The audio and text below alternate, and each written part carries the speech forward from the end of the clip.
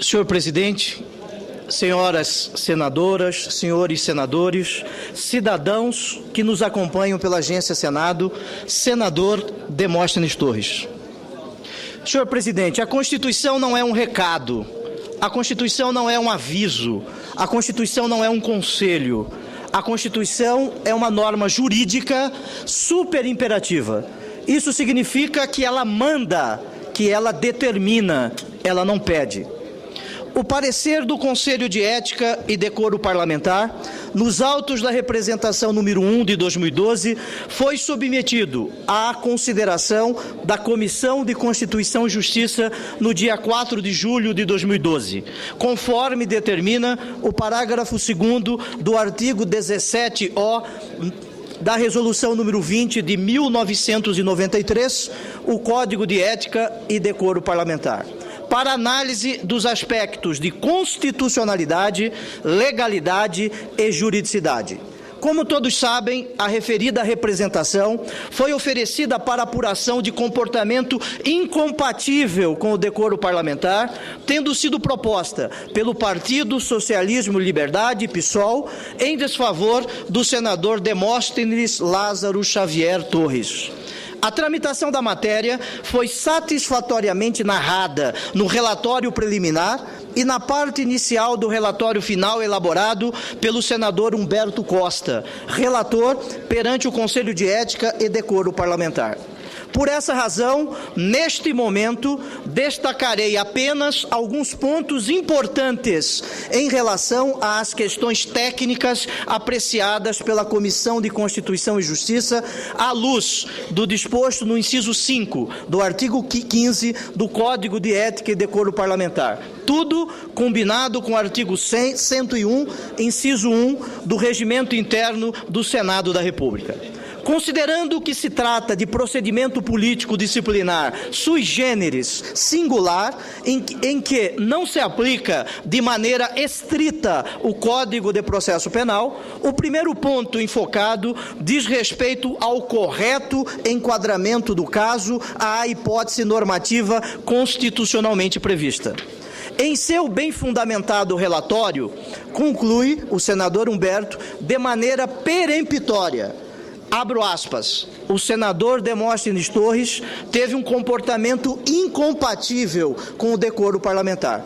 Percebeu vantagens indevidas, praticou irregularidades graves no desempenho do mandato, incidindo no disposto no artigo 55, inciso 2 e parágrafo 1º da Constituição Federal. Tudo combinado com o artigo 5º, incisos 2 e 3 e artigo 11, inciso 2 da pré-falada Resolução número 20 de 1993. Isto se encontra, senhores senadores, às folhas 9.660 no volume 35 do processado.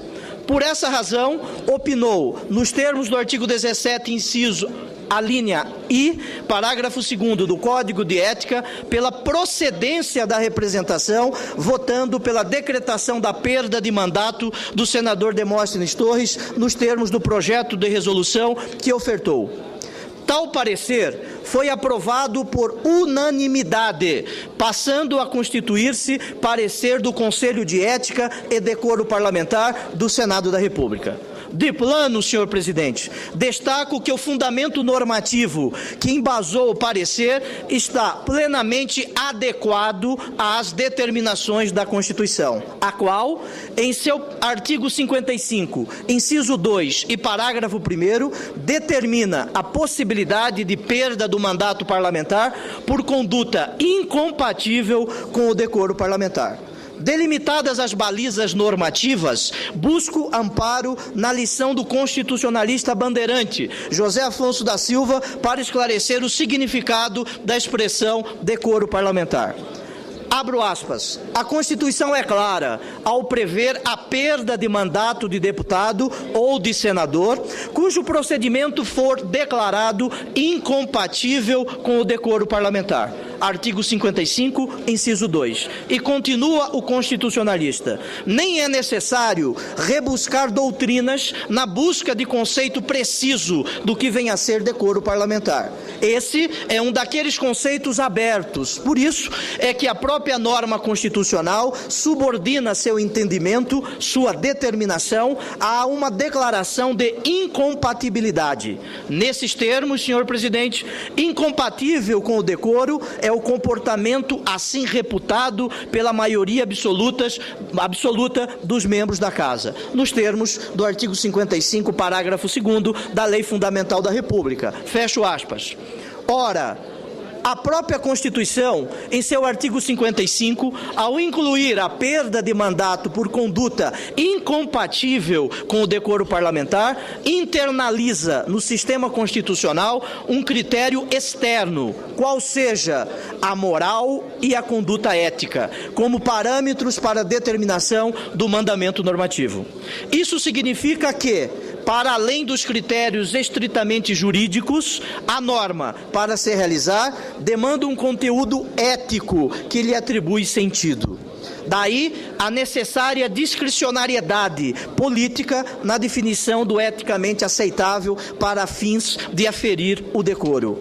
Nesse sentido, entendo que o juízo político foi devidamente motivado no Conselho de Ética, não havendo máculas de índole constitucional ou violação de garantia formal na aprovação do relatório produzido pelo senador Humberto Costa, pugnando pela procedência da representação e consequente decretação da perda de mandato do senador Demóstenes Torres. Sob esse prisma, senhor presidente, não há que se falar em aguardar o desfecho do inquérito 3430 em andamento perante o Supremo Tribunal Federal, pois as instâncias políticas e jurídicas não se confundem.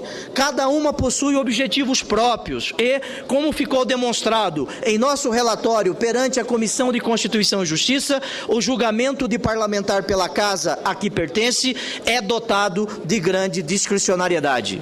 Nesse ponto, considerando a competência regimental atribuída à Comissão de Constituição e Justiça, tenho que restou comprovado que o senador Demóstenes Torres adotou conduta incompatível com o decoro parlamentar, ferindo de morte, repito, ferindo de morte a dignidade do cargo e a ética que se impõe aos parlamentares, conforme a robusta fundamentação apresentada, sem prejuízo das demais imputações a ele atribuídas e devidamente comprovadas. Por isso, os fundamentos bem alinhavados demonstram o correto e constitucional enquadramento da medida de perda do mandato por conduta incompatível com o decoro parlamentar em relação ao senador Demóstenes Torres. No presente caso, também foram plenamente atendidos os princípios constitucionais da ampla defesa e do contraditório, que devem ser oportunizados na dimensão própria do processo disciplinar, conforme demonstrado no relatório aprovado por unanimidade pela Comissão de Constituição e Justiça. Em cumprimento ao devido procedimento constitucional, senhor presidente, o representado foi devidamente assistido por advogado, que aqui se encontra, teve acesso a todas as provas, bem como ao direito de produzi-las dentro do juízo de conveniência do colegiado. Além do que, foi cientificado de todos os atos processuais para os quais foi oportunizada a correspondente manifestação. A decisão do Conselho foi corretamente fundamentada e ateve-se aos fatos apurados no desenvolvimento processual.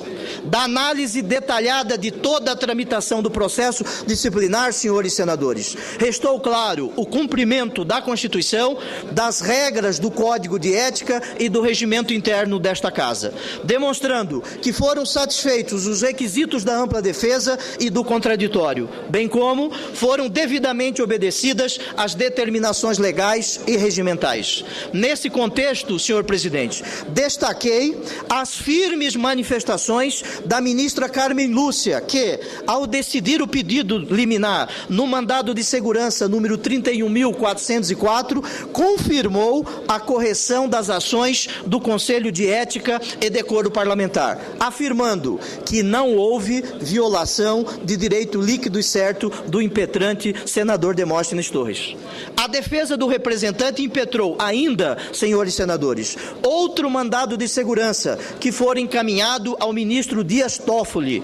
O ministro Toffoli reforçou a ideia de que a instauração e a decisão final acerca da quebra do decoro parlamentar sejam de natureza eminentemente políticas, mas ressalvou que cabe ao Poder Judiciário a garantia do procedimento formal. Em vista disso, senhores senadores, determinou Sua Excelência o ministro Dias Toffoli que a deliberação acerca do parecer final do processo disciplinar somente ocorresse após o mínimo de 3 dias úteis de interstício contados da divulgação pública da primeira parte do parecer do relator Sua Excelência Humberto Costa. Essa decisão saneadora foi devidamente cumprida e, com isso, seguiram-se os procedimentos regimentais até a aprovação, por unanimidade, do relatório do Conselho de Ética na reunião do dia 25 de julho de 2012. Conclui-se, então, pela absoluta compatibilidade dos procedimentos adotados pelo Conselho de Ética e Decoro Parlamentar, com as normas regimentais pertinentes e com os princípios do contraditório e da ampla defesa.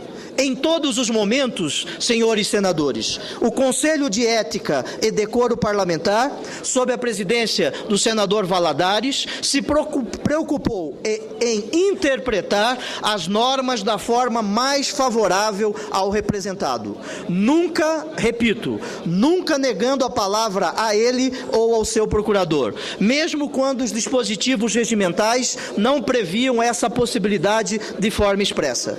Na Comissão de Constituição e Justiça não foi diferente, senhores senadores. Este relator cumpriu o prazo regimental de 2 sessões ordinárias para apresentação de seu parecer e disponibilizou o relatório na quinta-feira do dia 28/6 de 2012.